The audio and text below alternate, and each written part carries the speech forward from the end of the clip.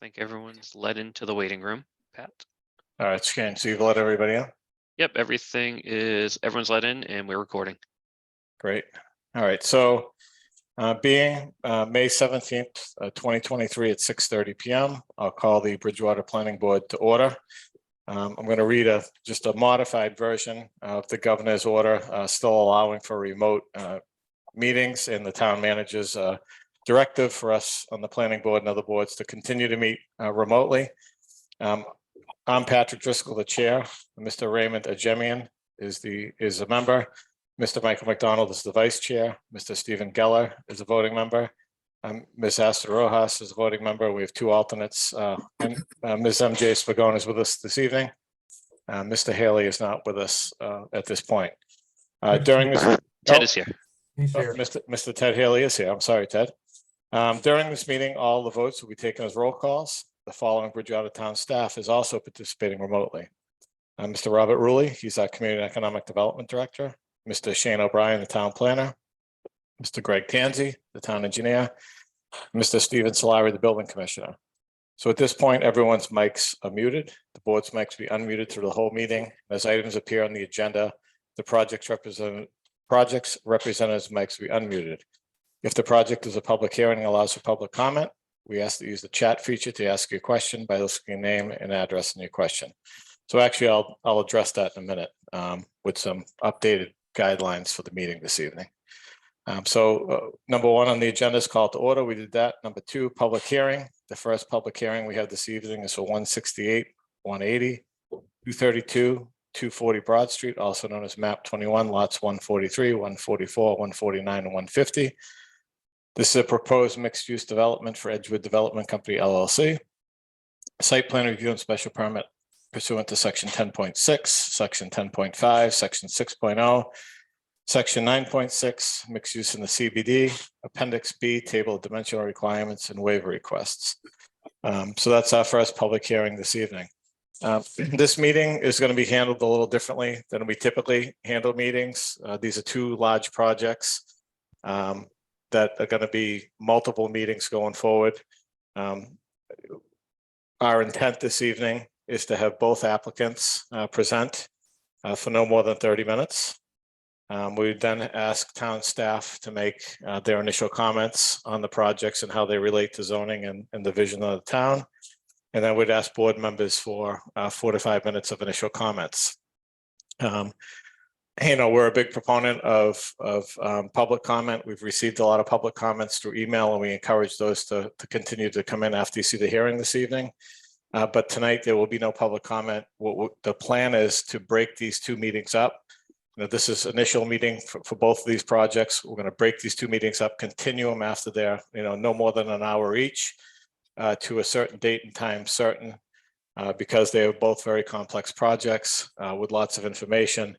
At that point, we'll have multiple meetings on each project individually, and we'll provide for public comment both in person and through writing at each of those meetings. So we don't plan on any decisions this evening. The plan is to continue these to dates and time certain, and we have notified the applicants that this is how we're going to handle it this evening. So I open the first public hearing, and at this point, what I'll do is I'll open it up to the applicants to make their presentation. I'm going to make Mr. Rulli the official timekeeper, and you can make your presentation for the first 30 minutes if you need all that time. And again, then I'll open it up to the staff comments and recommendations, and then have initial comments from the board. So if representatives from Edgewood are here, you're welcome to take over the Zoom meeting. Good evening, Mr. Chairman and members of the board. Thank you, Mr. Driscoll. Shane, am I able to share my screen so I can put up a slideshow? Sure can. Okay, I'm going to do that, and then I'll introduce myself and others.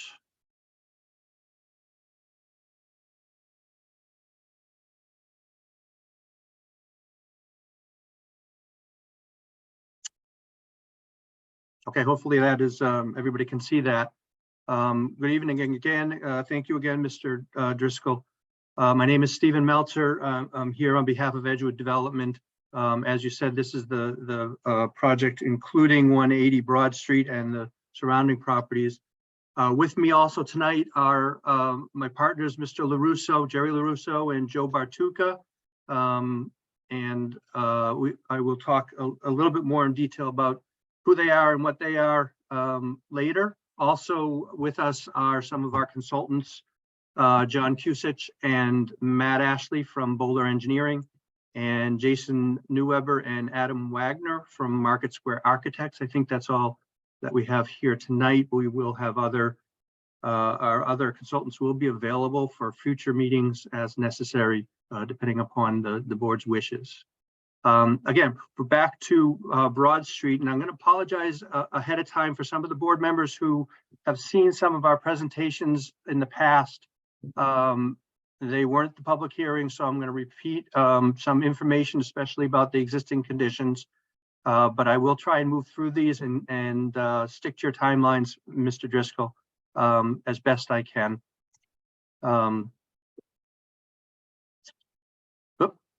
Too fast. Okay, so just as a review, we've been in this process for quite some time.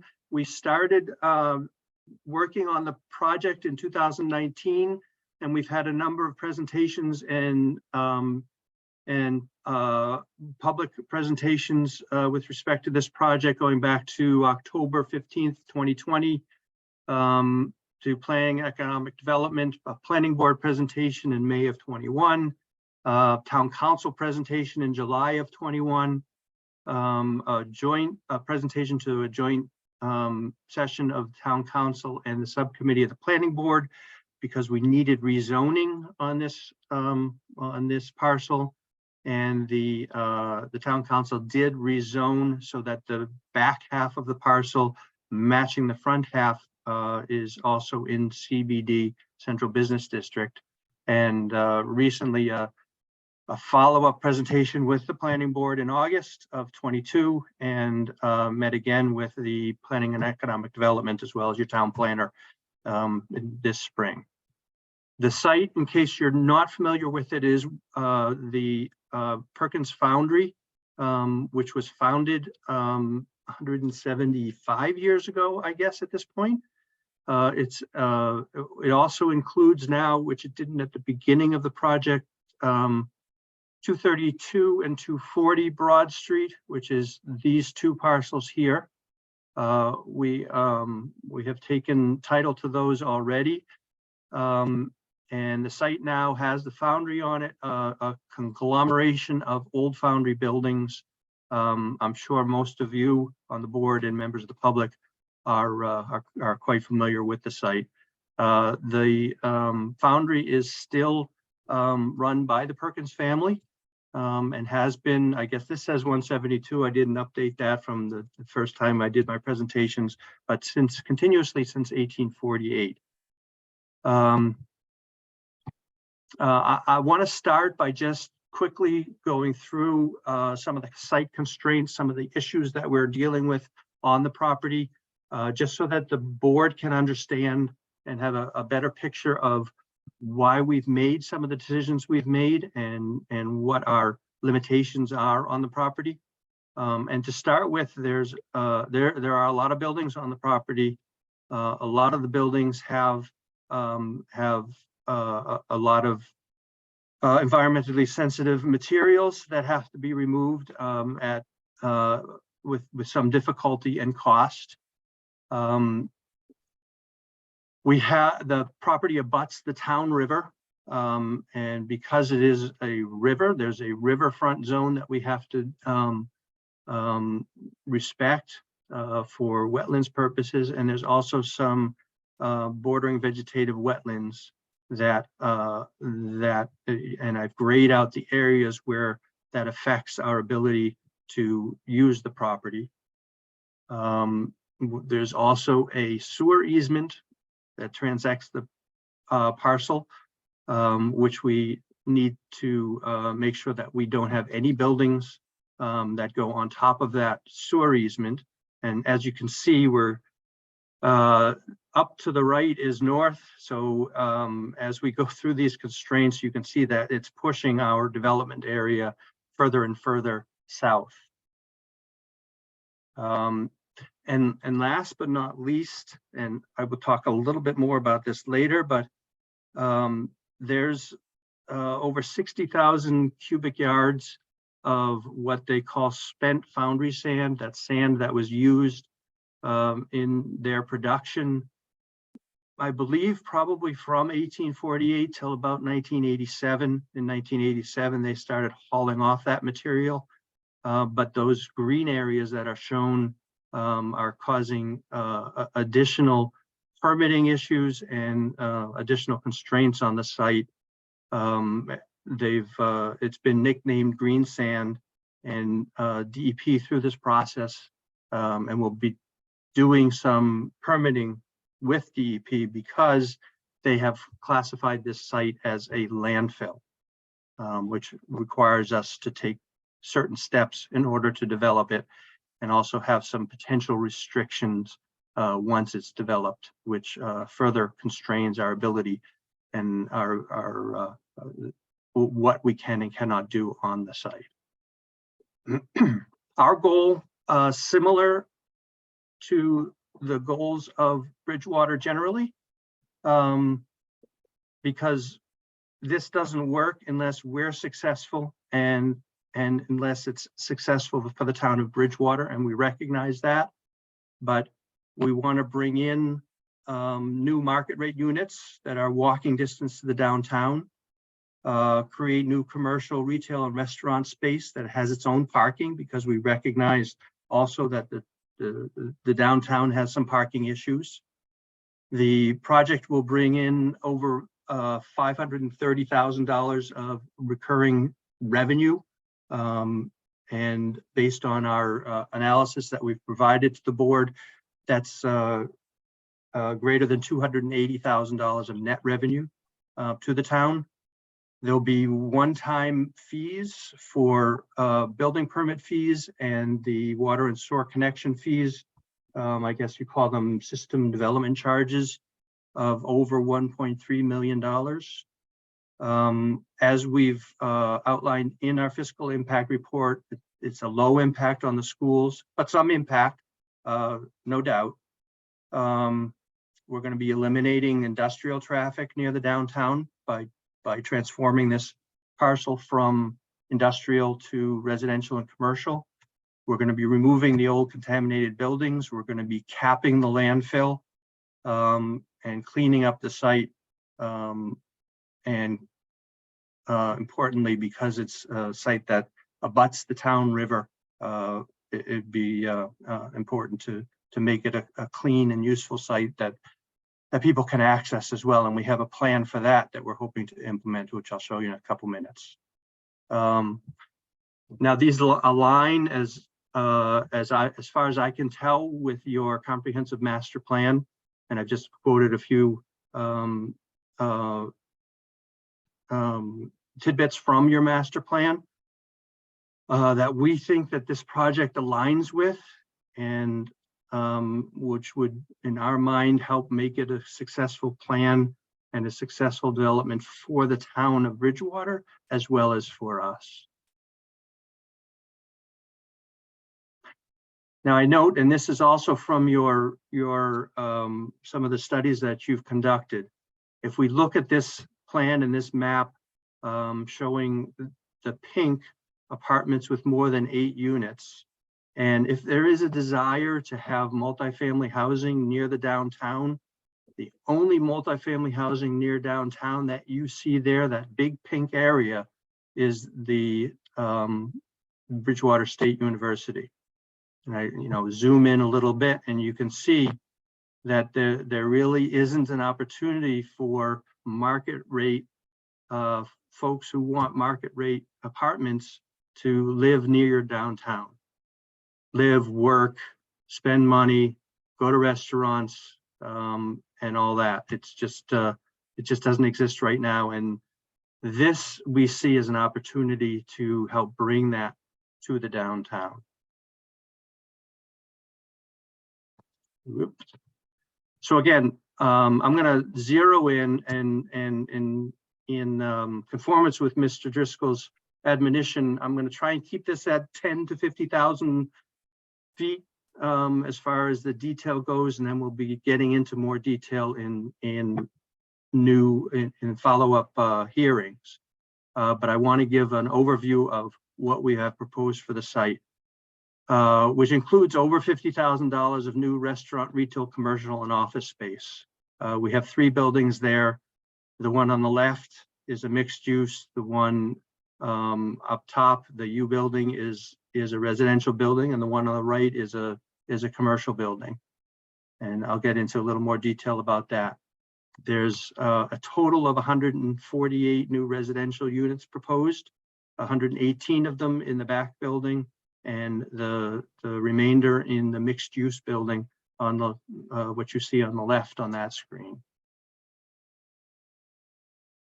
This is a rendering of that mixed use building, which has over 32,000 feet of retail and commercial space, 30 residential apartments on the 2nd, 3rd, and 4th floors. And what we did to help the scaling is make it 3 stories along the road and then 4 stories as it goes back, so that it doesn't overwhelm the roadway and the scale of the area. And we also, throughout this process, as many of you board members know, we've heard from you as to what you want the aesthetics to be, and we've done our best. And I think we did a really nice job trying to make these buildings have a nice New England feel, a mixture of colors, peaked roofs, and basically what you might find in a New England village. So that was our mandate from the board as we've gone through this process. And we think, you know, you may disagree, but we think we've done a really good job of incorporating that. And that's just a elevation of that building. It's a little harder to understand what you're looking at than it is in the rendering. And a floor plan, first floor is all commercial, restaurant space, drive-through cafe space, some other retail space, as well as a gym and workout area, which we plan to provide as an amenity to our, or an additional amenity to our residents living in the apartments as well. And those are the apartments as they show on the 2nd, 3rd, and 4th floors. The building on the north end, where 232 and 240 Broad Street is a 3-story office retail building, most likely office. 15,000 square feet in total. Bank drive-through on the bottom floor.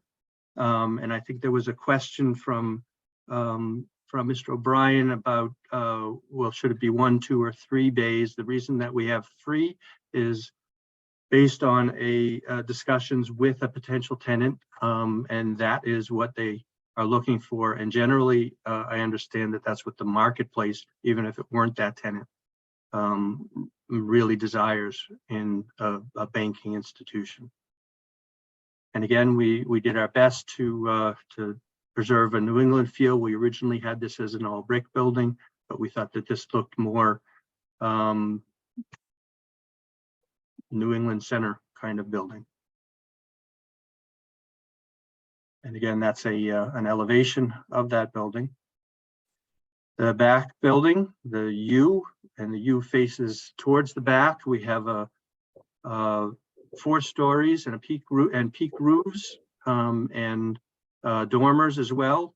And again, features that try and break up the lines and help with the aesthetics. 118 residential units in that building. There's green space in the middle, which includes grills, sport courts, dog park, and other amenities. And inside the building, we have 2,700 square feet of approximately of community space and a leasing office as well. And we find, you know, we need in order to have market rate units to compete with amenities. That's just what we found in the marketplace. But we do find that people love to live in these places, and they bring a lot of economic activity with them. And again, that's elevations of that back building and some floor plans. The center area you can see is an amenity area, a community area. That's the first floor, and then apartments on the other areas. And the second, third, and fourth floor are a series of apartments. 1 and 2 bedroom apartments, no 3-bedroom apartments. That helps with the keeping the number, the impact on the schools down. And it also attracts young professionals and folks who are again going to be bringing economic activity to your downtown. It helps us, it helps the town of Bridgewater, and we think it's a win-win all around. Again, the amenities that people want, everybody has a dog these days. They need a dog park area. Folks like to be outside and spend time on a green area. There's grills and tables, and everybody wants a pool. And we are considering sport courts, including the possibility of pickleball, the latest rage. Now, in addition to that, we have, and again, this is in response to some of the comments we heard, we've designed an access to the town river, basically a canoe landing, which would be off of or near the northern entrance with its own parking and a trail down to the town river. We will need to take this through the notice of intent process with the Conservation Commission. This is within a buffer zone, so we will, whatever we do here, we will need to make sure that we get permission first, and hopefully obtain the permission in order to add this. We're open to whether this becomes land of your Conservation Commission or Parks and Rec, or if we continue ourselves to manage it. But we do intend that it would be open to the public as an amenity for the Bridgewater public. And you can see it's also, as you can see on the, I guess that's the west side, as you go up from the parking area, we are going to need to do some wetlands replication, and we've planned this as a wetlands replication area to take through the notice of intent process. And just a nice colored picture of the same thing. So to sort of summarize the numbers, 52,218 square feet of retail, 158,000 square feet of residential, 148 residential units, 46 1-bedroom units, 102 2-bedroom units, for a total of 250 bedrooms, I'm sorry, and up to 417 parking spaces. Now, if you look on that rendered plan, there was a question from Mr. O'Brien as to where those banked spaces are. And I guess it might not have been on the plans, but if you look at the rendering, if you look at the area just west of the mixed use building, though that's an area where if we find that we need more parking spaces, we'd like to have that worked into the approval so that right now we'd like to bank them and maybe not have to put them there. It would make for a better area back there, a little better on pedestrian access. But that is the area that we talked about for or thought about for banking additional parking spaces. We exceed your parking regulations, and there was also a question of whether we looked at reducing it, And to be honest, folks who live in these kinds of apartments, there's usually at least one person, even in the one bedrooms, there's often two people, and everybody wants a car. And we found in our other projects that that parking is a premium, and we really have to provide the parking for these folks. And if we reduce it too much, it's going to cause more problems with folks in your downtown looking for parking at night and looking for ways to park their cars in areas that aren't on the property. And we want to avoid that. We want to provide that to our residents and and make sure that there's enough spaces as well for the commercial uses. As I think it was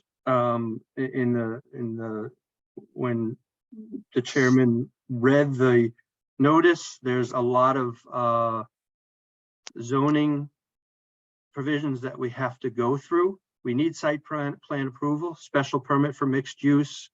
We're requesting a special permit, at least that's the way it's worded in your bylaw, to eliminate loading zones, and we'll talk about specifically how the loading will be dealt with. There is parking in front of the buildings along the street, and that's something that has to be waived in order to allow it.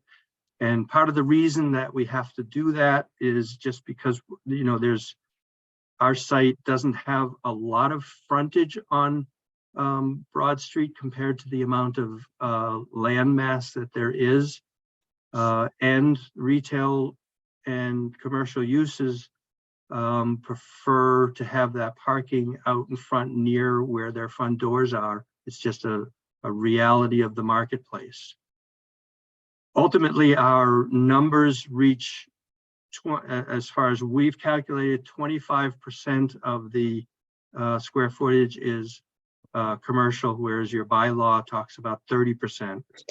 And honestly, 25% we believe is going to be difficult as far as finding tenants for it and keeping it occupied. As you know, the marketplace is really tough for office. Bricks and mortar is on the decline, not on the incline. You can see what's happening in Federal Plaza across the street from this site, how much difficulty they are having with their tenants and keeping the tenants and keeping it occupied. So that's why we're asking for a reduction to 25%. And we think that even that is going to be a stretch. It's going to be difficult. We are doing, just to give a review of what we need to do in order to permit this site from you folks. We need the permits that I just talked about, site plan review and the special permits. We'll also need Conservation Commission approval. We have an ORAD. We filed the ANRAD a couple of years ago, which sets out and delineates the wetlands boundaries. Now we have to file a notice of intent telling them what we want to do within those boundaries. The front building, the old building, is an historic building. There may be others as well. We're going to have to get Historical Commission approval for demolition of that. Because we added the peak roofs and the dormers in order to improve the aesthetics, we're up at 63 feet, whereas your bylaw only allows 45 feet. So we're going to have to obtain approval, a variance for that extra height from the Zoning Board of Appeals. As I mentioned, we're in permitting and close to having a conditional approval from the Department of Environmental Protection with regard to the green sand and the fact that it's been classified as a landfill. We're going to just let you know you're at 25 minutes. Okay, I'm good. All right, thank you. The MEPA review, we're gonna have to go through MEPA review, E and F anyway, and maybe beyond that. and it is a numbered state highway, so the curb cuts are going to need Mass DOT approval. That's where what we think we may need more. A little bit more about us in the last 5 minutes. We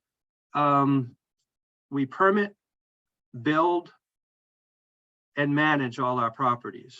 And perhaps that's different from other projects that you see, but we're in this for the long term. So we have to make sure that these projects are projects and that people are going to want to live in.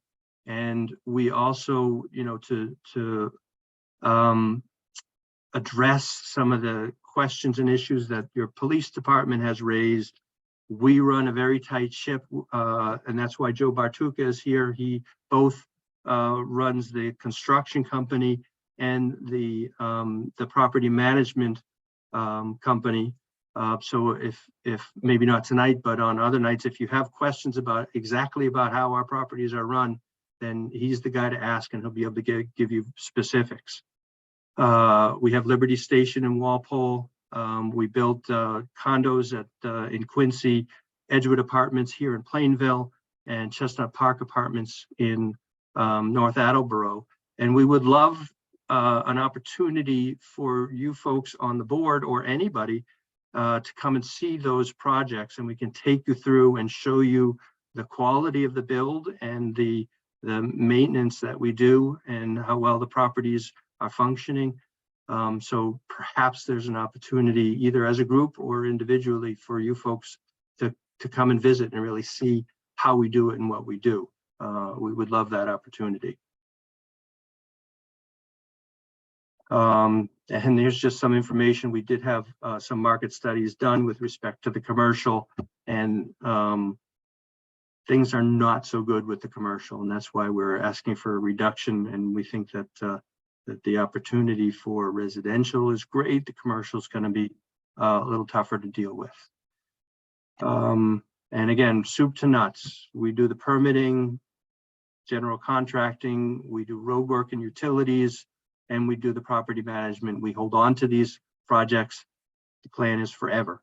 So whenever anybody has a problem, they can call any of us, and we take care of it immediately. And there's just more information about us, and I can provide copies of this to everybody so that they have it and they can read it over. And again, this is our team that's been working on this. Bowler Engineering, Market Square Architects, PARS handling our wetlands engineering, our environmental and geotechnical engineering is McPhail & Associates. For the buildings, Smith & Wessel. Traffic engineering, a Bowman company, I'm learning. McMahon & Associates. For year planning and development did our fiscal impact study, and our market analyses have been done by Kirk & Company. And here's just some pictures of that's our Walpole 152 apartments right in the downtown. We'd love this project to be a lot like that project, very successful. And that's only about 3 years old now, fully occupied. Our Edgewood Apartments in Plainville and North Attleboro, Chestnut Park Apartments. We also do residential housing development and industrial development, commercial development as well. So I'm going to stop there. The only other, so I'll stop there. Hopefully I stayed very close to the 30 minutes. And Mr. Rulli and Mr. Driscoll, I'll let you manage it from here. We're happy to answer as many questions as you'd like, or just sit and listen to comments at this point. If you don't want to get into the weeds at this point. You're ceding your remaining 35 seconds. Thank you. Yes, sir. All right, so at this point, Mr. Rulli and Mr. O'Brien, you've been working with the developers for a while. You're very familiar with the mixed use ordinance. Shane, you've spent a lot of time reviewing the project. At this point, Mr. Rulli, Shane, if one of you would like to speak on the Sure. project, how you think it fits with the vision, I'll let you go. Well, I'd like to start. Thank you, Mr. Chairman. First of all, Bob, before I talk Bob, do you want me to stop sharing before you go, or? Yeah, or- if you don't mind, that's fine. Yeah. Sorry about that. I don't mean to interrupt. No worries. So, Mr. Driscoll, you mentioned, the town has a vision. I'd like, before I talk about the project specifically, I would like to just talk about the vision. In January of this year, I assumed the position I had. I was pursued by the town because apparently I have a reputation of getting things done and being a visionary and being able to execute and implement. The town of Bridgewater over the last 10, 15 years has done an incredible amount of study and analysis, most of it very, very good. But in the planning world, we have a saying that there is paralysis by analysis. And we're at the implementation stage right now. We're not planning anymore. We're not studying anymore. I presented in February what I thought the town's vision is based on the 2022 comprehensive master plan that the town had adopted. I presented that to the town council 6 weeks in. I've shared that same presentation with the planning board. I've shared a presentation on form-based code with the planning board. The town council on April 11th had a workshop off-site with respect to what the vision for downtown revitalization is. And downtown revitalization from the town's perspective is, how do we reinvigorate Central Square? But then also, how do we look at other sites that are in proximity and within the central business district? Last Tuesday, the town council had a first reading on a resolution to support what that vision is. And there is a full court press, multiple tracks going simultaneously now, working on what the vision is and how do we execute what that vision is. And that is to create what we call village centers, or Central Square is what it is in terms of the architectural, what the footprint is. There are traffic improvements we can make there, and we're working on that. But the opportunities that we have are what we identify as underutilized sites. And in our mind, there are 5 sites that are underutilized. The Perkins Foundry site is 1. Campus Plaza is 2. Pascal assemblage is 3. The electronic recycling property on Hale Street is 4. And Bridgewater State has a vacant site on the corner of Plymouth and Hale, which is 5. A big part of this vision too is the relocation of the MBTA platform from its current location embedded in the southeast corner of the campus back to somewhere in the Spring Street lot. We've had conversations with the university. The university is on board and supportive of seeing the benefit of having that platform relocated. That's a process, and that's not a layup shot, but we're also an MBTA community, and being an MBTA community has certain responsibilities. And there's responsibilities in terms of the amount of housing units we have to create within a half a mile of an MBTA platform. We will never meet that requirement where the platform is now. There was an overlay district for Waterford Village that allowed for 28 units per acre. There's been no new development there. So we are very focused on what is referred to as transit-oriented development.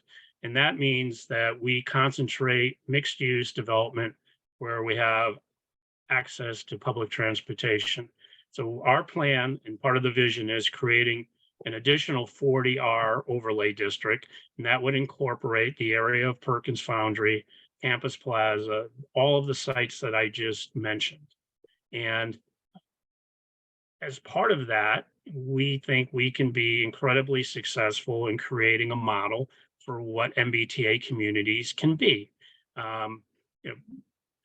Steve made a comment with respect to the Campus Plaza. Yeah, right now Campus Plaza lags. Campus Plaza has looked like Campus Plaza since I was a freshman at Bridgewater State College in 1977. And we are engaged in conversations with Federal Realty Investment Trust, a national REIT, that prior to our conversations with them were cleaning that site up simply for the fact that they wanted to flip it. Now they are understanding that there might be some development opportunities there.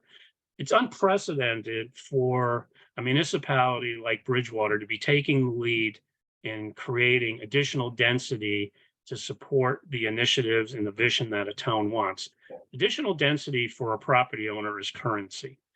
The advantage of creating additional density is that it allows a municipality to go to a developer and get financial contributions or mitigation to offset infrastructure improvements, public improvements, amenities that don't cost current taxpayers any money. So if that required a fire substation in a redone campus plaza, that would be paid for by the developer. If that required a new playground at a school that we wanted the developer to contribute, that would happen. So density is currencies. We're also looking to create development opportunities where we have existing infrastructure so we can take pressure off other areas of town that we want to preserve. I mean, over time, a lot of agricultural and open space land has been lost to either 40Bs or other residential development. We don't have public infrastructure in those areas. So we want to concentrate development where we actually have existing infrastructure. So there's many moving pieces to what the town's vision is. And in a short period of time, leading up to September of this year, we're going forward with public engagement, talking to stakeholders, talking to elected officials to make sure that we can execute this vision. We are meeting many of the goals that the Healy administration has set forth that they would like to see accomplished. That's what the vision is. And a lot of that is building on work that's already been done. Some of that is building on what's incorporated within the master plan that was adopted last year. Some of that is done with respect to economic realities. So transitioning a little bit, if I can, to the Perkins Foundry site. I mean, a couple of my reactions initially, and I've shared this with the developer back in the first meeting in January, and I continue to share that. I don't think that it fits the spirit of what a village center should be. I shared with you and the developer my memo in terms of what the requirements for development, mixed use development in the CBD are. That's for you to evaluate whether you think that this project is meeting those requirements. I heard 50,000 square feet of commercial space. I heard 32,763 square feet of commercial space. And I heard 52,218 square feet of commercial space in Steve's presentation. Community space within a residential does not count as commercial space. In terms of the environmental concerns, those concerns, I mean, that liability is for the current property owner. That is not a liability of any prospective property owner. It's a dirty site. So how that gets remediated, who pays for that remediation, that responsibility right now is with the current property owner. I have concerns based on past experience in terms of dirty sites that are capped. Is the stormwater proposal that we've seen now, is that taking into consideration whatever environmental protection is going to say you need to do with respect to the cap site? Because I haven't seen what those environmental land use restrictions might be. In my past experience in Rhode Island, if you have a cap site, you cannot have residential on the ground floor. So I have pause with respect to that. I have questions with respect to the amount of revenue that is being suggested, because that revenue number is based on 100% build out. By Steve's own statement, they're concerned that the commercial space can't be built out to the number that it needs to be built out. I had a meeting this afternoon with the CEO of a regional bank that said, you know, they came to talk to us because they're downsizing. They're not building big branches. They're not having 3 drive-throughs at a bank. So I have some concerns with respect to that. You know, I know that it's, you know, people ask, so what is the vision? Well, we look at development holistically. We don't look at one site. We look at how all these sites fit together. Now, I've described that Campus Plaza could be a miniature version of what Mashpee Commons could be. But I want that project to be complementary to what happens across the street and at these other sites. In Framingham, where Steve is from, the Nospit Village design guidelines talk about what a village center should be. That's what we want this to be. We don't want buildings with cheap materials. We want buildings that have pedestrian friendly environment that people can walk through, that they don't have to park in the front. And we're more than willing to work with any developer in terms of helping them realize the goals that they need to in terms of the financials. I'm big about understanding the numbers. I mean, it's criticism I've had in every place I've ever been is that boards and commissions and councils, well, they don't want to get into the economics. Well, in fairness to the developer, we do need to get into the economics because the economics don't work, the project doesn't work. And I get that. But at the same time, the town is in a position right now. And, I totally appreciate the amount of effort and time and money that this developer has put in to get this project this far. But at the same time, the town has articulated and memorialized the vision that they have. And right now, these two are not consistent and they're not aligned. I think that myself and Shane are more than willing to work with this developer and any developer to find where we get to that common ground. But I, in my opinion, do not think we're even close to that common ground at this point. Okay, so Mr. Rulli, and I don't want to cut you off, but we're trying to stick to the timeline. So that we had the presentation from the applicant. Mr. Rulli gave his thoughts on the project. Shane, just because Mr. Rulli took up some time, do you mind if I hop to board comments, and then if there's time, we can come back to you? I know you provided a detailed memo that was very good. You're the chair. Do you have something you want to add at this point, or do you want to? No, you you can. in? No, I'm jump happy in? to let you do whatever. Okay, Mr. Rulli gave me the rules and said 5 minutes apiece, and he took 15, so that's good. I didn't give myself 5 minutes. So could I have, I'd like to give the developer feedback. They made a presentation. Mr. Rulli made a presentation. Now is the time for initial feedback from the board as to thoughts. I don't know if we want to get into questions, but maybe just state your question and they can address it at the next meeting. If every member wants to take a couple of minutes, I think that would be very helpful to the developer. So, any takers? I'll start. Mr. Jemming, go ahead. Yeah, I'll try to keep it to 2 or 3 minutes. First, I'm in favor of a project there. There's no question about it. I voted for the zoning change, and I appreciate the fact that the developer came before us 2 or 3 times with just general concepts, so they get feedback from us. One of the feedback that we gave, we went around the board, was that we wanted 30% commercial.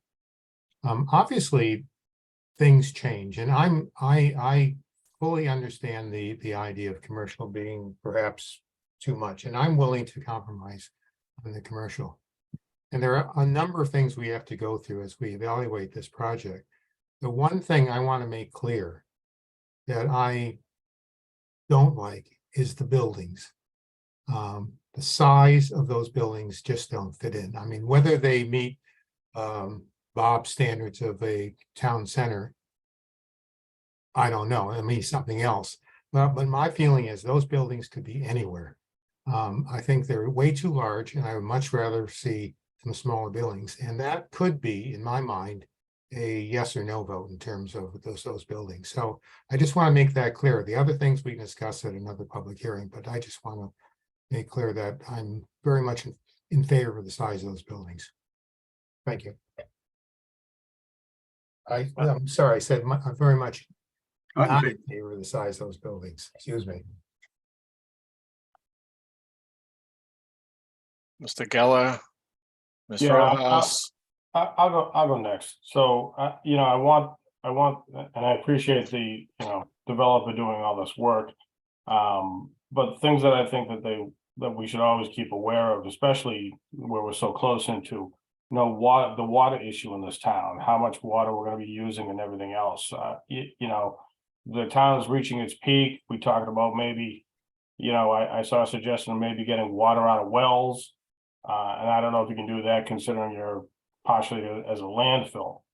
I have a little concerned about traffic and how things are gonna be exiting off of that property.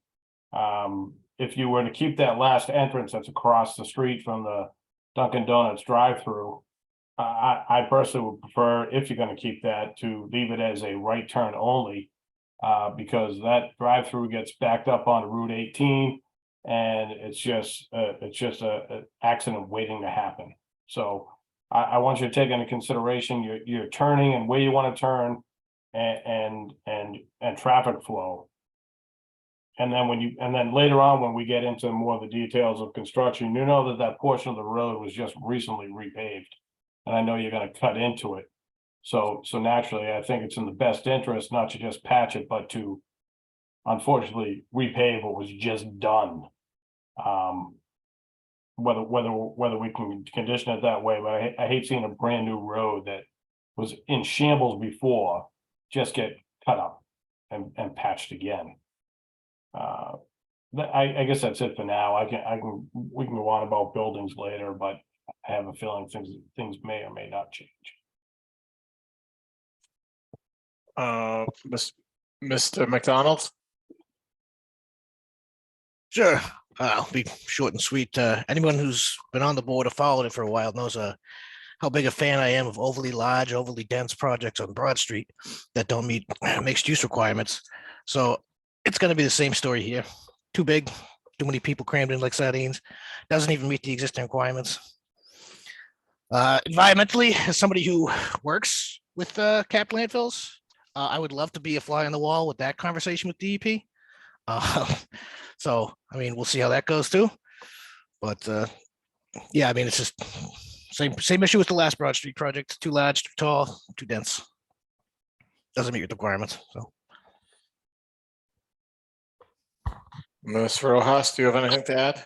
Yeah, well, I'm for this type of project, but like Mr. Jamian, I would like those buildings to be smaller, and my concern is, what are we going to do to the roads for all of the people that need to cross the street with, the increase of residents that are going to be moving into that area. And I don't know, I don't think I saw that as part of the presentation. So if he could revisit that, that would be great. If there are any plans, or at least in the future, revisit that, make sure that there's that's part of your agenda to show us what you plan to do to accommodate all of the residences and residents, and to make sure that it's safe in that area, since just like Mike said, there's lots of traffic in that area. Trucks go down there. That road is used on a regular basis by all size cars. So I'd like to see how residents are going to be taken care of or protected. And one question that I've always had is, I know that all of these apartments are 1 and 2 bedroom apartments, but I wonder why, what this decision was, why the decision was made to not have any 3 bedroom apartments. That's my question. I can answer that question. Sure. Well, why don't we just, can we not answer, just to keep it moving? Sure. Just take the comments, then we're gonna come back to this meeting, so. Mr. Haley or Ms. Pagan? Do you have any comments? I do have at least a couple of comments, Mr. Driscoll. Or Ken, do you want to go first? Ms. Pagan, go ahead. Thank you, Mr. Chairman. I appreciate the proponent coming forth on this. I'd like to honestly hear the same thing that would be going on in that conversation that Mr. McDermott had mentioned about regarding the environmental issue with the green sand. That certainly is a concern, especially with the proximity of the buildings to the town river itself. Are we considering any likelihoods of the issues that we could have with flooding? Stormwater runoff is becoming more of an issue And certainly as the years get warmer and wetter, we have to worry about the potential for flooding along the town river. And that part of the river can flood and it can get very, very deep. I know about 30 years ago now, there was a terrible rainstorm in the area, and most of Campus Plaza was under at least 3.5 feet, 4 feet of water at the deepest point. So that's one of the things I'm personally concerned about.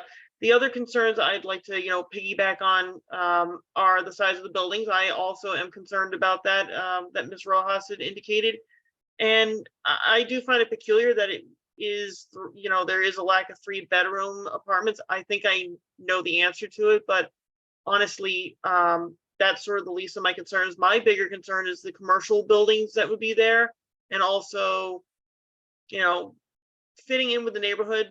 Not so much a concern with me because they have appeared to have taken as much as they can so far, without further discussion on that, to make it fit in with the neighborhood. But at the outset, the commercial buildings is a big concern, just because, as Mr. Rulli said, there's an issue with not being able to get full occupancy in certain places. And honestly, the big sticking thumb for me would be that bank that is, who's to say that bank might not want to actually have a 3-bay, telling area? Who's to say that, once we move forward with it, who's to say they won't just back out and just go away? And then you have a 3-bay bank area that's not filled. That's sort of a concern as well.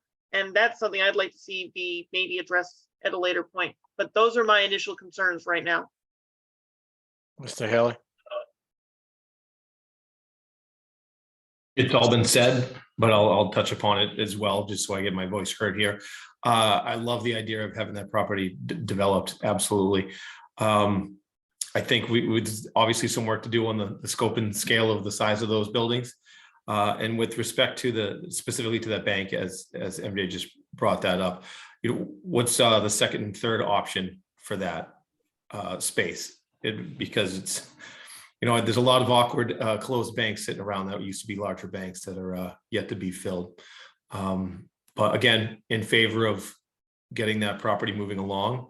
I think we all share concerns with the green side of it, considering all the work that we've had and talked about with our spaces along the river. So it's exciting, and it's also, let's be cautious. All right, so most of the comments, a lot of comments that I have written down were already said. So I basically looked at the plans and compared it to the zoning, and I looked at 9.66, 9.6.69. And as people had stated, I have a concern about the mass, primarily of the residential building out back. The CBD allows for 35 feet. We can go to 3.5 stories of 40 feet. We can go up to 45 feet with a special permit, and I think they're asking for 65. So I guess just my concern, without the terracing and things that we asked for beyond the second floor and the dormer areas beyond the second floor, what that'll look like down there, and what, in terms of massing. I looked at the commercial plans, and I may have a different set, the architectural plans, but the building that the main mixed use building, the one mixed use building, I was coming up with a much less square footage commercial. I had 39,000 for the total project, which represented 19% of the total project, and not 25. But like Mr. Ajemian, I think if we can get the project to mimic a village center, have smaller buildings, more pedestrian access, more walkable areas, and have the commercial built in conjunction with the residential, that could be a compromise to get to the 25%. But right now I'm calculating at 19, and again, I could be wrong. 9.6.6.82. How do you see this project encouraging pedestrian traffic as designed? Just a question I had. 9.6.8.4. The height of 45 max for a 63 proposed. Again, I'd like to see, multiple buildings, smaller buildings, more village style, as Mr. Rulli had commented on. 9.6.85, it says to prevent the canyoning effect, terracing, change of roof line should be incorporated above the second floor. I'm just concerned how big that building will look behind the backdrop of one-story buildings like I don't know if it's Midas or Napa and those other stories there. And 9.6.8 is really where we talk about mimicking a village center. I think that Mr. Meltzer had said they incorporated some components, some architectural components of a village center, which is appreciative, but I think the project as a whole should mimic a village center and feel like a village, when you're in there walking around. So that would be 9.6.810. So, I think I want to see the project developed as a mixed-use project. I think there is some room for compromise, like Mr. Jemian had mentioned with the commercial, but I'm calculating at 19% versus the 25 they're stating. And that could just because plans are not accurate. So, those are my initial comments. So, I don't know, Mr. Meltzer, do you want to, Mr. O'Brien, do you have anything to add, or Mr. Meltzer, before we go on to the next proposal and continue this one? I don't know, unless I'm going to talk about everything. I don't want to talk about. No, maybe. So, I mean, maybe the best thing to do is these are the initial comments. I think at this point we can continue the meeting. You can circle back with staff and figure out the best path forward. I know in some of the memos, there's issues about water, there's issues about design, there's issues about, are we hiring a 53L consultant I saw somewhere? So, Gee, yeah, so I just want to, if this is very preliminary tonight, we want to spend an hour on it. So, Mr. Rulli, do you have a thought how we proceed from here? My suggestion would be that we can talk about, whether, and it can be, I think continuing the meeting to a date to be determined. I would encourage the applicant to circle back with staff to determine, what that date is and what the planning board schedule is. Whether they can do this before the next meeting or not, or how much time they're going to need. I think it's unfair to ask that tonight, but I think the most prudent course of action is to ask for a motion to continue the public hearing. Mr. Rulli, I just request a couple of things. I think, and Shane may agree, I think we need to pick a date certain, otherwise we'd have to send notice again. Correct. And second, I would just ask the board, even if it's not going to be done yet, depending upon our discussions with staff, that the board authorize if they need to. And Shane, again, that's something that you can tell me whether it's necessary. Mr. Meltzer, why don't we set a date, and then if you guys aren't ready, we can continue it again. And let's keep it moving and keep a date on. My other request is with respect to the 53G, and just authorize that process start, so that we're not starting it after the next hearing. That's my only other request. And I'd say, I don't know when your next meeting is. Probably the next meeting might not be the right meeting to continue to. Let's go to the one after, so that we can do some work. But to have a date certain so that we don't have to renotice. That's all. Mr. O'Brien, do you have this schedule in front of you? yep, June 7th, June 21st. And then it also, just to kind of speak on 53G, that means peer review, third-party review. So for a 53G account to be established, the board would vote essentially to authorize a 53G review of certain aspects of a project via the scope. I know mentioned by Steve Geller regarding traffic, as well as it seems that our DPW let us know that they're willing to review the stormwater for this project. There are some concerns about stormwater, but we would, I guess, recommend the establishment of a 53G account not to exceed $10,000 as part of this review, and that could be pertaining to traffic and other items. All right, and Mr. O'Brien, I'd just like, if it is June, you said 27th? 21st.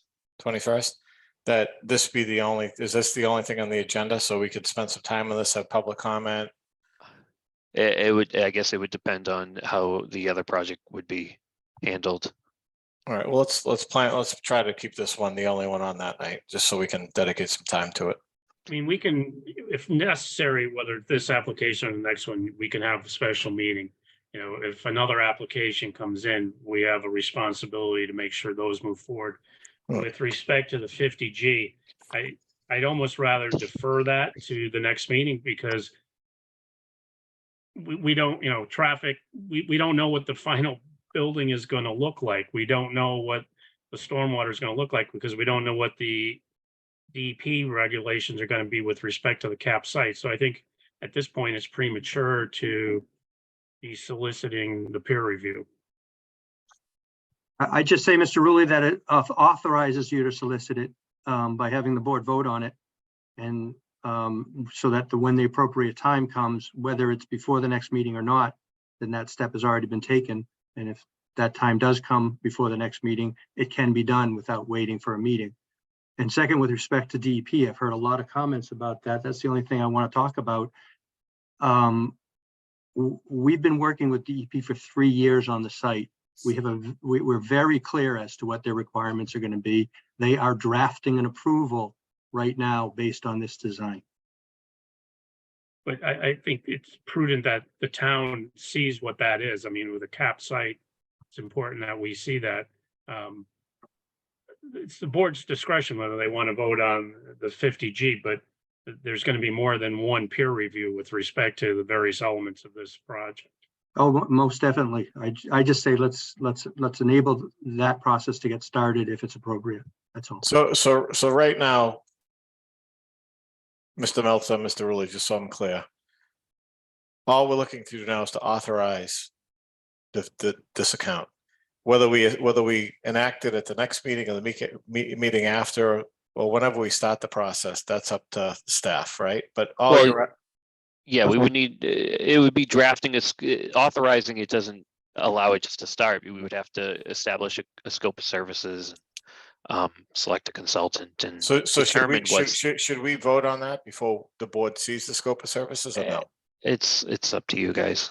It depends, I guess, on your expectation of design changes for this project. If the expectation is there's some sort of design changes that correspond to stormwater and traffic changes, then you're basing your review on what's currently in front of you.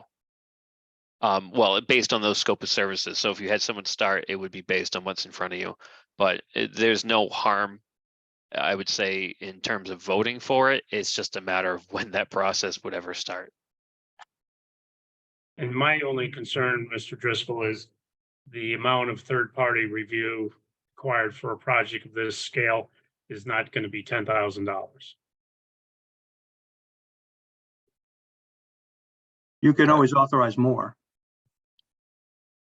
Then we would have to go through an RFP process. Well, if it's going to be more than 10,000 anyway, you'd have to go through an RFP Right. process. Sure, well, I always hope that things are under 10,000, makes things easier, but yeah, I guess we'll see. All right, I mean, but I believe based on the comments this evening that there's going to have to be some design changes.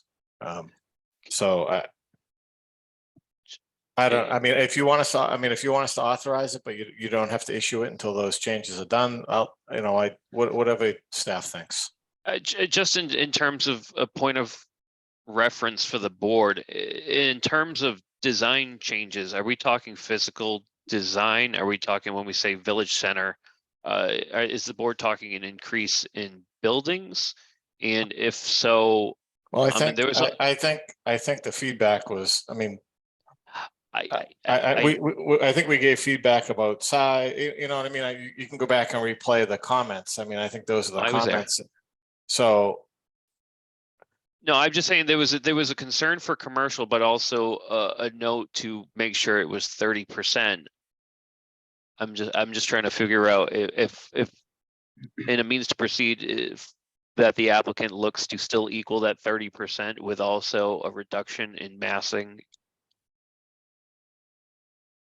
I think the recommendation should be that the applicant circle back with staff and let's digest what was discussed tonight and what the way forward is. right, I I don't mean, think- I mean, Shane, there's a question tonight, whether it's 19% or 25, right? So I think, and I don't want to speak for Mr. Jemian and myself, but I think we both said that you know, if the buildings are broken down and smaller, more village style, we're willing to compromise and reduce the commercial component. So I mean, I think all that's been said, I think if you guys can circle back with the applicant and try to come up with a strategy that fits those comments tonight and the vision that is set forth by the town, and then we can reconvene. So, Mr. Chairman, I'd be happy to make the motion to continue this hearing to, I believe we said June 7th, 21st. 21st. 21st, I'm sorry, 21st. Okay, and are we, all right, so we have a motion to continue to June 21st. Do we have a second? A second. Was that Mr. McDonald? Yes, sir. And do we have any discussion on the continuation to June 21st? At I 6? just like to add that this, the continuation is regarding this so that the developer and the staff could try to work out some sort of compromise on the development. Okay. So, Okay, based on the comments delivered tonight, correct? right. All right, The so, plan for that meeting would be to allow public comment at that time. Is that correct? oh yeah, absolutely. We just, we need to separate these two large Yeah, applications. These are just too big to have the same night. All right, so we have a motion and a second to continue to June 21st at 6:30 PM. And just for those that are on for this, that wanted to have public comment this evening, that may have been noticed, there will not be any more notices. If it is voted to continue to June 21st at 6:30 PM, then this is your notice at this point. And we would welcome any type of email comment based on the presentation that you saw this evening. Shane can put the email in the chat, and there'll be public comment at all the meetings going forward. And I apologize that we didn't have it tonight. So we have a motion and a second. I'll take the roll call. Ms. Rojas, Yes. Mr. Geller. Mr. Geller, Yes. Mr. McDonald, Yes. Mr. Jemian, Yes. and I'm a yes. Now, the question is do we want to hold off on this special account authorization until they can develop a scope? And Well, figure- you guys continue the public hearing, so All right, okay. All right, we'll take it up at the next meeting then. All right, thank you. Thank you, everybody. Have a good night. Go Thank you. Celtics. Thank you. All right, so next on the agenda, again, we have another public hearing that's new to us. It's a large proposal, based on discussion with staff. We're going to limit the presentation this evening. And the plan is to continue this to a date certain. And to have a 30-minute presentation, no more than a 30-minute presentation by the applicant, that will then turn it over to Mr. Rulli and Mr. O'Brien for their initial comments and vision about the project. And then we'll ask for initial board comments and questions. So with that being said, I'll open up the public hearing for 0 Corporate Drive, map 83, lot 85. This is for a proposed hotel for Claremont Bridgewater Hotel 2 LLC. This is a site plan and special permit review pursuant to section 10.6, site plan approval, section 10.5, section 6, section 9.4, and appendix B, table of dimensional requirements. So with that being said, I'll turn it over to the applicant, just keeping in mind that Mr. Rulli, our timekeeper, is going to cut you off in 30 minutes. We'll turn it over to staff and then board for initial comments. And again, public comment will be held until the next meeting where we continue this. Mr. Silva, Attorney Brennan, are either of you here? I can't see. Mr. Brennan, you're muted. Attorney Okay, sorry about Attorney that. Brennan, go ahead. All right, thank you. My name is Ed Brennan. I'm an attorney with an office at 174 Dean Street in Taunton, and I represent the applicant.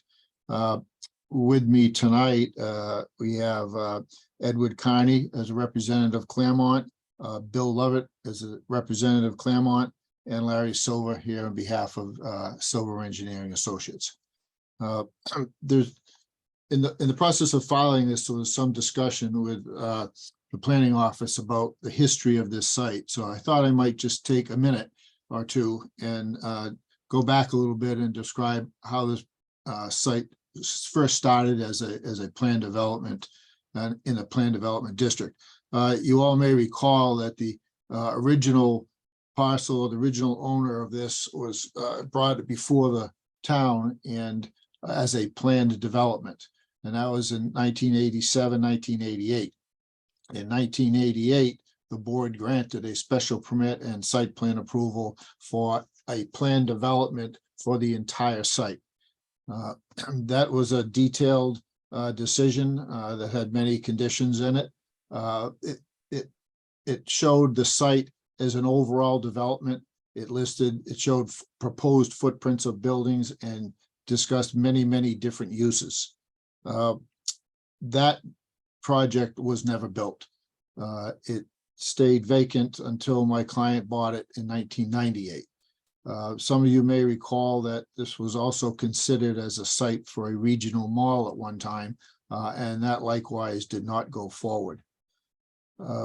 So my client purchased this in 1998, and in 1999 brought it before this board for a special permit and site plan approval for, well, I'll call it the first office building, which is now known as One Lakeshore Center. The board granted that special permit and site plan approval, and the building was constructed shortly thereafter and is now occupied with long-term tenants under long-term leases. It's been a very successful building. In the lot that it was on was subsequently combined with the lots for two residential buildings that were residential houses that were on Pleasant Street, which my client purchased. The houses were raised and that land was consolidated with the first office building lot. In conjunction with the additional land, we came before this board in 2015 and asked for an amendment to that special permit and site plan to allow a Marriott residence to be built on the same lot. We went through the hearing process and that special permit and site plan approval was granted. And the Marriott was constructed. Subsequently, the Marriott lot was broken off so that the original office building, One Lakeshore Center and the Marriott are on two separate lots under the Form A process. The next building that was brought before the board was what I'll call the second office building at Two Lakeshore Center.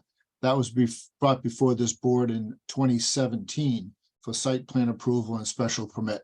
The board granted both, and that building was constructed and likewise is rented. I think it's pretty almost full, if not full, under quality tenants with long-term leases. So both office buildings have been successful and the Marriott has been successful. The third project that came in under the zoning bylaw was the building on the rear of Fruit Street, which was an office, distribution, warehouse, and storage as the uses. That was brought before the board in 2020, and we went through the hearing process, and this board granted the special permit and site plan approval for that building, 104,000 square feet warehouse, office, storage, and distribution. Was granted on October 21st. And likewise, that building has been constructed and is partially occupied at this time. So the Hilton Garden Inn that we're bringing before the board tonight and starting the process is the fifth project that's been brought here to this board under the zoning bylaw.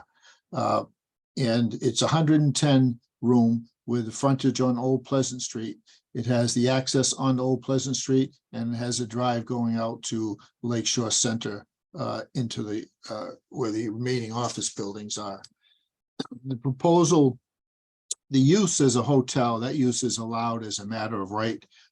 So really the subject matter that's properly before the board, I believe, is the site plan approval. Silver Engineering has submitted the site plan.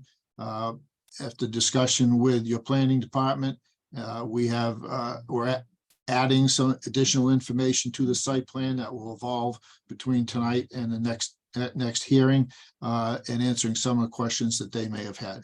But we asked if the board we have a PowerPoint presentation that we'd briefly like to present to the board, And if this is an appropriate time to do it, Bill Lovett will put that on the screen, and if you allow him to share the screen with you, we'll commence that presentation now.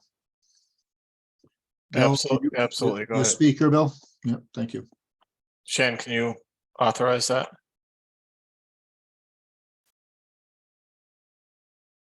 Okay, good evening. As Mr. Brennan mentioned, my name is Bill Lovett. I'm with Claremont Companies and appreciate the time this evening. Thank you, Mr. Chairman, staff, and board members. As Mr. Brennan mentioned, we're here tonight to present the initial plan for the Hilton Garden Inn project at Lakeshore Center.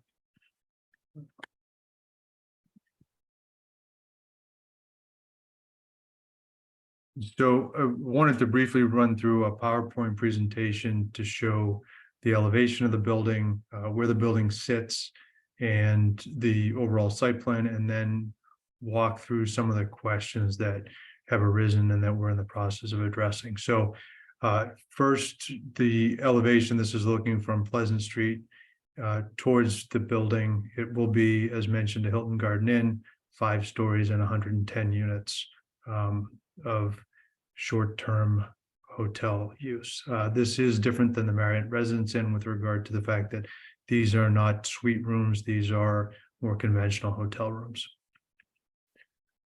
Just briefly to familiarize or refamiliarize everyone with the location, the proximity of the proposed location for this hotel is just after the entrance to the Pleasant Street, just before the main entrance to Lakeshore Drive.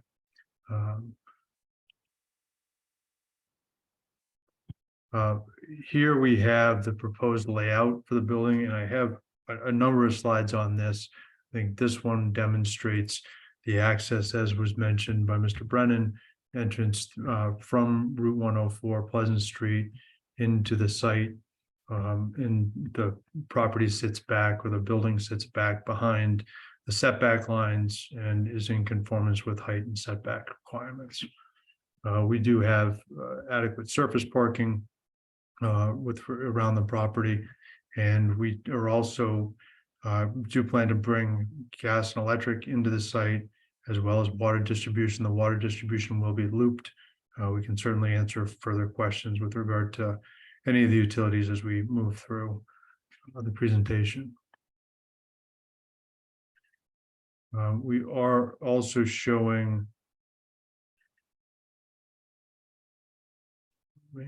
access, secondary access out onto Lakeshore, Lakeshore Center Drive, which would go to back and come out across from the entrance to the office buildings that Mr. Brennan referenced earlier. Again, just showing some more of the grading and drainage for this plan. This shows a little bit more detail with regard to elevation and overall site appearance. We will have some retaining walls. We have detention basins. There will be some underground distribution. The water from the roof will obviously be treated, and we're finalizing and have submitted calculations on the drainage overall for the project. This is a question that will come up, and I'll touch base on, or Mr. Silva can touch on in more detail, but any additional development on the property the drainage will all be done in conjunction with existing buildings.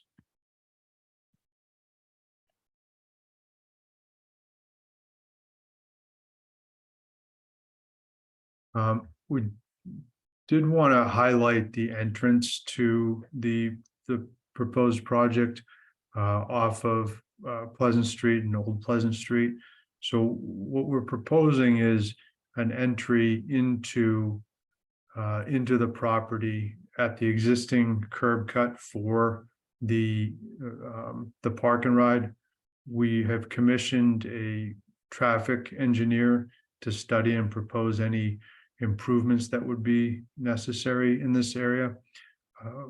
That is something that we're in the process of doing. We wanted to put together today, or for tonight, just an overall blow up of this area and how we anticipate the traffic would work coming in and going out of the entrance here for the board. Alternatively to this entrance coming in and off of 104. And part of the reason that we like this design and really are excited about this design is this allows us not to have to add a curb cut further down, further west on 104 prior to the main entrance to Lake Shore. First floor plan of the hotel, you will see there's meeting areas, indoor swimming pool, back of house for a kitchen and storage, a area for a bar and for tables for serving. There's meals that are included in the Hilton Garden Inn program. There's also mechanical back of house storage, laundry, administrative offices, etc.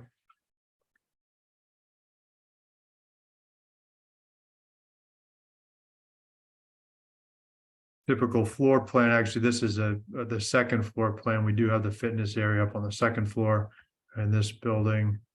And then the typical third through fifth floor plans. We were fortunate enough to have some preliminary discussions with the town and some comments, and I wanted to touch on a few of those. You'll notice that we did not include at the time of the submission a photometric plan or a landscape plan. We are in the process of developing those. We've commissioned those, and we will have those available, and we'll be submitting those prior to the next meeting. We spoke briefly with regard to number 3. Happy to answer additional questions with regard to that, but we are, as I mentioned, having a traffic consultant who will do a traffic report and also propose any mitigation or improvements with regard to that entrance on Old Pleasant Street. With regard to the a statement on the economic impact of the property, we interpolated the numbers based on the 96-room Marriott Residence Inn, and applied those numbers, and these are 2022 numbers, which is the last full year of revenue. And based on the Residence Inn 22 numbers, and I will tell you that it does appear that between room tax and revenue, that those numbers will be better for 23. The anticipated revenue to the town from the proposed hotel would be about $410,000 a year in room and property taxes. We are certainly open and interested in hearing the board's comments with regard to pedestrian walkways within the community and along Route 104. We will certainly have a consultant who will review ADA access and compliance. It's a very important component of our process. So we absolutely appreciate that being pointed out, and want to assure everyone that that's something that we will have inspected and affirm. I mentioned it earlier, again, stormwater will meet DEP requirements and town bylaw requirements. Any future development will, and everything and anything would be sized with regard to existing and proposed. Again, landscape plan will be very similar to what is in place at the Marriott Residence Inn. There was a comment with regard to location of transformer pads, snow storage, dumpster pads, generators. Those will all be included in the next set of plans. We're just working through coordination with utility departments for transformer locations, pardon me, and our operations team with dumpster locations. So duly noted. We have received comments from police and fire with regard to the property or the proposed project. The fire department, I believe, has reviewed and looked at the site plan, made comments with regard to the hydrants. Those are now located on the plan, and we can go back and highlight those. In addition, the access around the building appears to be sufficient, but we'll certainly work with both police and fire through the permitting process. And then I think the last comment was with regard to signage, and we would propose a sign at the entry and on both entrances that'll be reflected in the plans.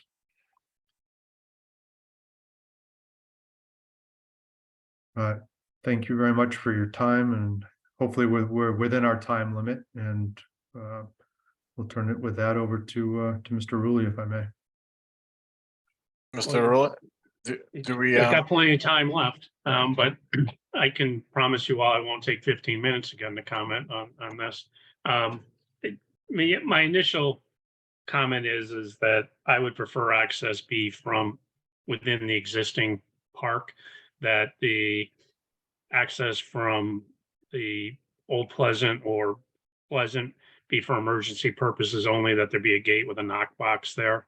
But I think we don't have, we've asked to see the master plan that's been referred to within the 1988 special permit that created this. We have not seen that yet. So I think it's important for staff to have an opportunity to review that, to match that up to what's been done and what's proposed. I also think that there are a number of questions with respect to the state environmental process that need to be vetted out. So, I mean, and admittedly, the applicant knows that the application is not complete yet. So continuing this is going to be appropriate for us to vet all those issues out. And that's all I have at this point, Mr. Driscoll. Mr. O'Brien? Hey, what I'm recommending, the applicant should provide, and they've noted a lot of information in terms of additional photometric, fiscal impacts, traffic studies, landscaping plan, as well as soil erosion and sediment control plan. So those items will be forthcoming. We did receive those architectural plans today. We haven't had the opportunity to fully review them. So we can look those over as well as the board. I'll forward that along to the board for your review. One of my recommendations as the applicant should file through the Conservation Commission for an NOI sooner than later.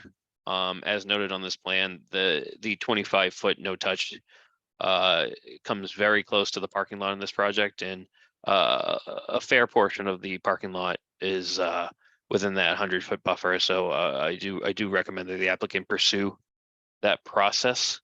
Mr. Rulli kind of talked about the Old Pleasant Street. I would reiterate those comments as well. We've received a sizable amount of public comments via email that I forwarded over to the board. I would ask, as directed by the chair, that those comments continue to come in and the board look at those public comments as well. As there are items sensitive to conservation management permits and Division of Fisheries and Wildlife for this project. And talking about that 1990 ADA permit, I appreciate Mr. Brennan as well, addressing other special permits and site plan reviews that have come before the board. I'm happy to provide additional documentation that I have in our files for planning board decisions, but I would say in terms of certain aspects of those decisions, we'd ask that the applicant provide that to us in order to support their permit and their proposal. A question in terms of just kind of being brief, because we haven't gone really diving into the site plans, just making sure that these match some of the other plans before the board, one of which shows sidewalk along Pleasant Street. We're just making sure that that is part of this plan as well as if the applicant could provide us a better locus of this lot as well. I know there was portions of this lot. Lot 7 is a sizable lot, and there is a upland portion, I guess, from down south closer to Lakeshore Center. So we would want that to be provided as well as if there's any aspects of future development in that area, if stormwater if the stormwater is provided in the site plans, also pertains to the future development and how that's going to be handled as well. So those are my comments at the time. The applicant, the board has my memo, but I'm happy to answer any questions. All right, I just, at this point, I haven't spent too much time on it. I just have, one question. Attorney Brennan referenced how we have done projects in the past up there, and I agree that's how we did them. And, I think the one that we may have done wrong, even though it was a good outcome, was the Marriott. If you look at the use regulations, which is 9.49 of our planned development district zoning, it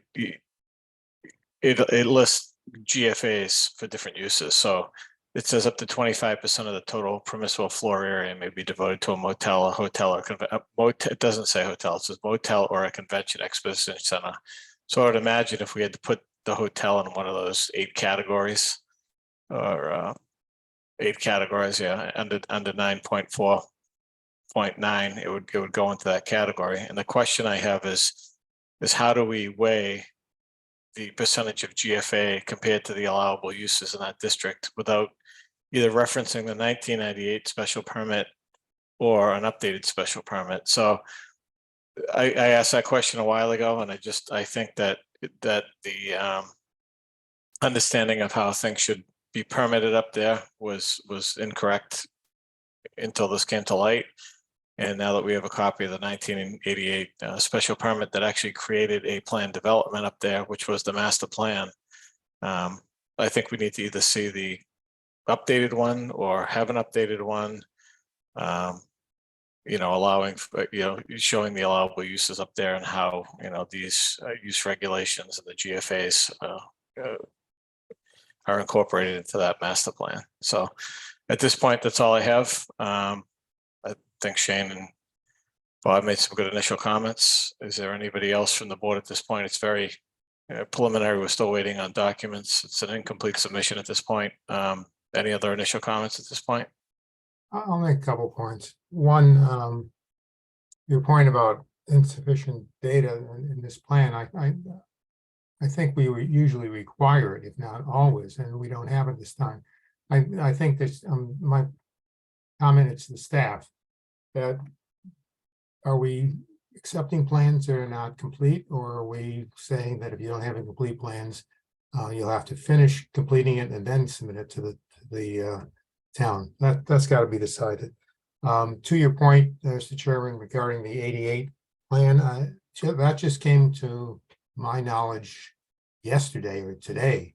I never knew that issue was even there, and I think that has to be settled. And I feel personally that I need to have something from town attorney regarding that 88 plan as to how we should proceed with it, or else I don't want to continue potentially doing something in violation of our own bylaws. And lastly, obviously, in looking at this in that area of the environment is essential. So that's got to be a top priority when we discuss this. That's it.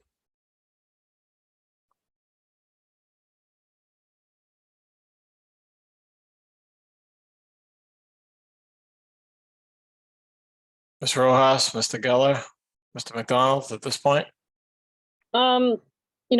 Tonight I took the time to just read over all of the comments, which I know aren't taking place today. Has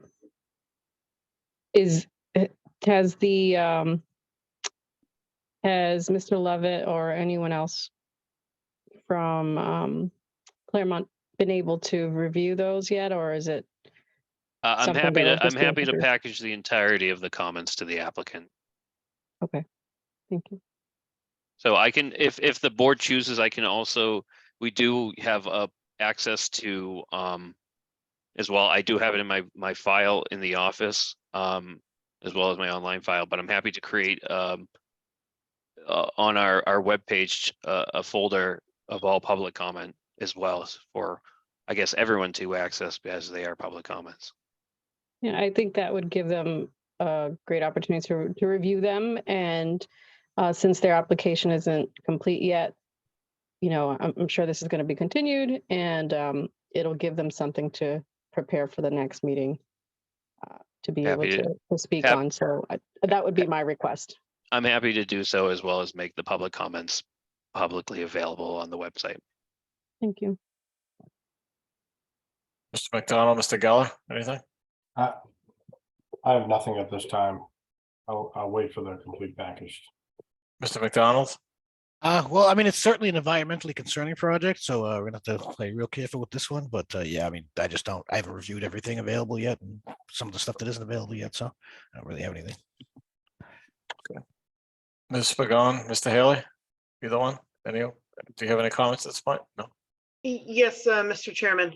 First, before I say anything, I do want to, full disclosure, I'm actually a tenant at one of the Claremont properties in this area. But if I'm able to speak, Shane, I don't know if this is a conflict of interest.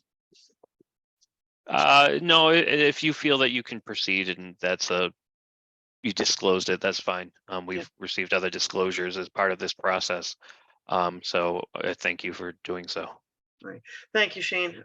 With those formalities aside, when I saw the plan, I know Claremont is a very good company when it comes to developing places. I mean, I do live in one of their buildings, and I chose to live here because this is a part of town I really thoroughly enjoy.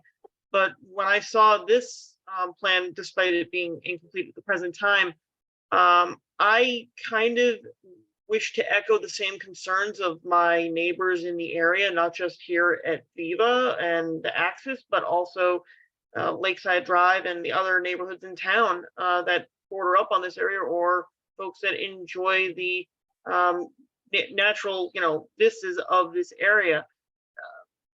Our building is set back in the woods, and the thing that a lot of the residents here like is the fact that there's a lot of trees and environmental and greenery in the area that really gives it more of that isolated, more in the woods, more natural type of environment. This proposal, while perhaps economically beneficial, is not environmentally beneficial in that there's going to be a lot of trees taken down. There's going to be a lot of, issues with stormwater management, runoff.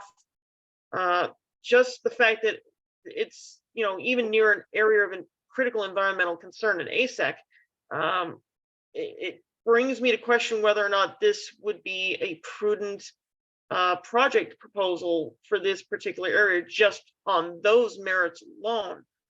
As a resident, I enjoy going by the greenery areas. I wish there were, walking trails in the area, but, given the fact that a lot of it is like marshy and, heavily wooded and a lot of ivy and a lot of like thickets, I thoroughly enjoy seeing that there. And I feel like that provides more of a benefit to the area environmentally. It, gives the area a bit more greenery, and it prevents the risk of that environment being lost permanently to overdevelopment. And this isn't necessarily a completely built out area. I'd like to personally see the district thing that they're talking about from 1988. I was only a child at the time, so I only knew that they wanted to propose them all here. But seeing how it's green here, there's people who enjoy the nature of it here, birds, trees, all that stuff. I don't know if this is a project that's good for this part of town just on that alone. And also resources. We have most of our public safety apparatus on the eastern side of town. Even though we're going to have a new fire station probably built in the near future, we still would probably need another police substation. What is going to be done to mitigate the potential increase in crime, if there is one? What is going to mitigate the increase of traffic, environmental hazards from runoff, exhaust, spilled oil if people drive around and they don't have proper maintenance on the cars? That's probably diving into the weeds a little too much. But there's a lot of factors here that I don't feel comfortable with. And just on first glance, if this isn't even with a complete set of plans, I don't understand how they can even put it forward in such an incomplete form. And frankly, if there's a way they can address the environmental concerns that I and great many of folks in this area have concern with, I'd be happy to hear about it and read it and review it, especially if it happens that either myself or Mr. Haley have to participate in taking action on it, because as associate members, we don't really participate in the voting part of it unless absolutely necessary. But that being said, I'd like to see a little bit more on this to perhaps assuage my concerns and that of my fellow residents. All right, thank you, Ms. Pagan. Mr. Driscoll, could I just address the application? I mean, I would classify that they're substantially complete. Just as we heard on the previous application, there are going to be modifications to that application. I mean, one could argue that that's not complete either. So I think we have enough that we know this process was going to be time consuming going forward, that staff was comfortable that we had enough to initiate this process, incorporating the concerns that residents have and the abutters might have as part of this process. But this is not like they put in one piece of paper and said, this is our application. So I just want to be on the record with respect to that.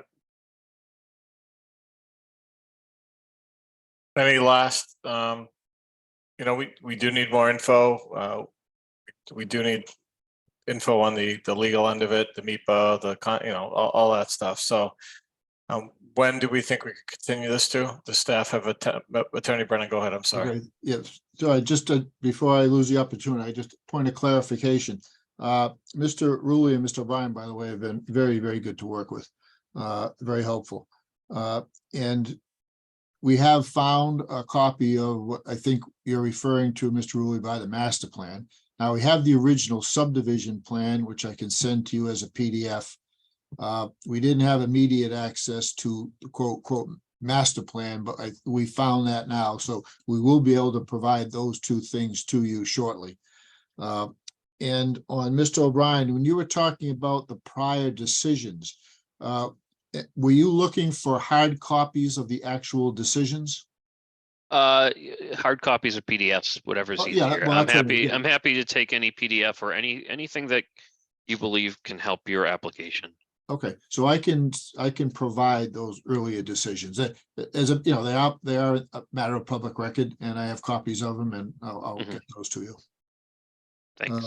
Those were just clarification on that. I think that was all that I had as follow-up at this point. We certainly will address all these issues before the next meeting. Can I just make one point? Go ahead, Mr. Sola. I just want, we will be addressing all the comments that have been forwarded, and we would like to see all the ones that you've received from neighbors and so forth. But I just wanted to make sure that for those that are not familiar with the history, is that this site was obviously was zoned as a planned development district in order to promote a tax base in this area of the community.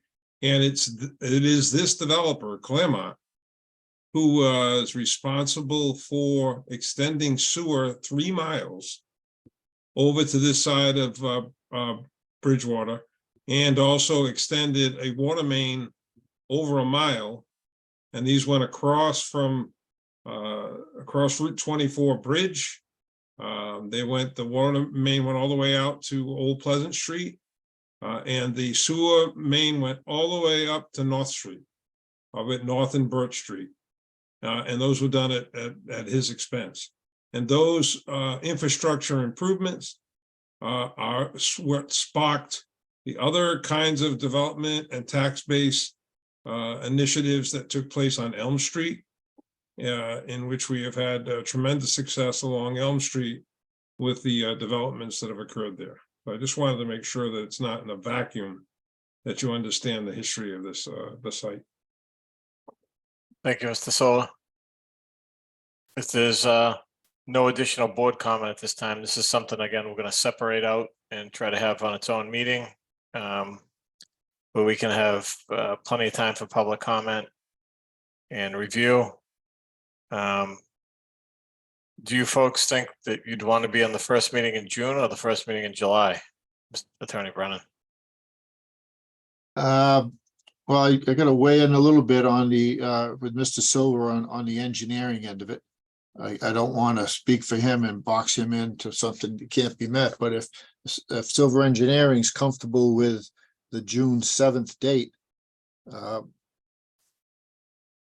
Just a point of record, Mr. Chair, we also have Winter Street on that meeting as well as an additional item that will be discussed at the planner report. And the town is going to require that we have before the next hearing, that we have a completed application and that we're satisfied that all of the MIPA and outstanding environmental issues have been addressed. As well, if the board chooses to hold a special meeting, the next meetings are the 6-7 meeting, which we do have Winter Street. The 6/21 meeting, which previously we discussed with Broad Street, would be the only item on the agenda. As well as there's only one meeting in July, being July 19th. Right, there- but the whole intent of this is to have these two projects on separate nights so that the applicants and the public both get, adequate attention, right? So we're not doing this to them again. So I would say we don't want this on the 21st. So the So I options would are, continue this to the July 19th meeting. Is there, pardon me, is there an opportunity for a special meeting? It depends on what the availability of members are in order to have a quorum. But I mean, again, it's dependent, at this point, it's dependent on the timeliness of you getting us the additional information that we've requested. There is potential for I guess depends on the board's availability. Due to the July 5th meeting being canceled, June 28th. you mean, what meeting, the week after, you mean? The week after the 21st, correct. That's entirely up to the board. I'm away for work, the 20, I can't, but if there's a quorum, you can certainly meet that night. I think it's important, Mr. Chair, that you're part of the discussion. Yeah. Let me just look at my calendar, hold on. We could also Sure. do July 13th. I can't commit either. I'll be gone on the 13th.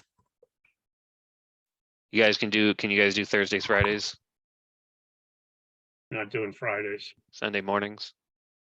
Yeah, I'm away June 27th through the 30th. I think continuing it to the regularly scheduled July meeting at this point would be appropriate. As far as timetable, this, opening the hearing, special permit, site plan, are we in violation of any times?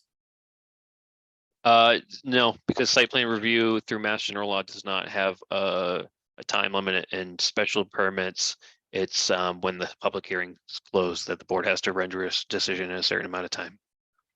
I'll make a motion, Mr. Chairman, that we continue this hearing to the July 19th meeting at 6:30. Second. Second by Michael. Motion by Ray, second by Michael. Any discussion? Okay, I'll take the roll. Ms. Rojas, Yes. Mr. Geller, Yes. Mr. McDonald, Yes. Mr. Jimmy, Yes. and I'm a yes. Okay, thank you very much. And just for the public's benefit, there will be no more notification.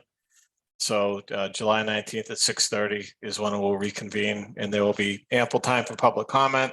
But again, as Mr. O'Brien stated, feel free to provide any information or comments to his office, and they can be shared with the board and the applicant.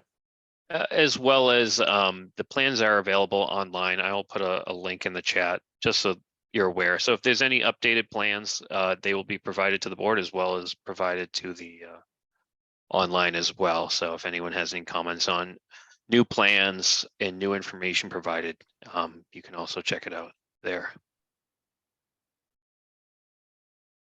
All right. Thank you, Attorney Brennan. thank you all. Mr. you. Lovett, Mr. Silva, thank you. Thank you. Good night. Okay. Mr. Silva, I think you're staying with us, right? No? Mr. Silva? So we have an application under item 3, an approval not required submitted by Silver Engineering for 0 South Street, map 74, lot 39. This is an A&R. Mr. Silva, Yes, do you want to discuss this tonight or? this was submitted on behalf of our client who wishes to remove a small section of his overall parcel, of his overall lot by a certain area that's parcel A that he wants to take off from the remaining land. And as you can see, that's identified there. And that's really the extent of it. It's not any development of any additional residential house lots or anything else. It's just to basically create that additional buffer to the remaining land. Is that going to be combined with any of those adjacent parcels, or will that remain its own parcel A? It's going to remain a parcel A. I don't know if at some point in time it may get combined with the adjoining lots or not, but it's really to create a buffer to those lots from whatever happens in the future on the northern portion of the South Street area. And I don't have it in front. The plan I have in front of me is too small to see. Does that label it? Is it labeled not a buildable lot? Yes, it is. Okay, yeah, great. Actually, historically, even in the town, just the designation of it as a parcel versus a lot was how it was normally handled, and then sometimes subtitled as not a buildable lot, just for further clarification. Okay, are there any comments on this approval not required? Mr. O'Brien, you deemed it's complete and ready for approval, correct? Endorsement? Do you guys trust that I deem it complete? Yeah, I have no issue with the property. It does create a non-conforming lot. We just wanted an explanation to see if the lot was going to be combined with an adjacent lot, but the applicant does note that parcel A is not a buildable lot, so I have no issue with the endorsement of this A&R plan as presented. Do we have a motion to endorse by on the board if there's no comment? So moved. By Mr. Jemian, do we have a second? Second. Any discussion?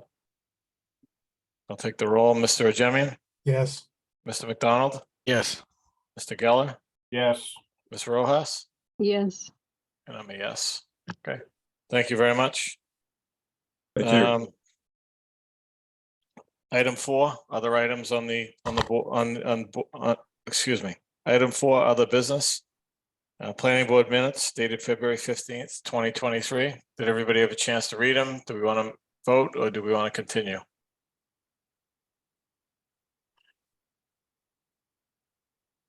Is there a motion or we can continue into the next meeting? I've been out sick for a couple of weeks, so I did not read the minutes.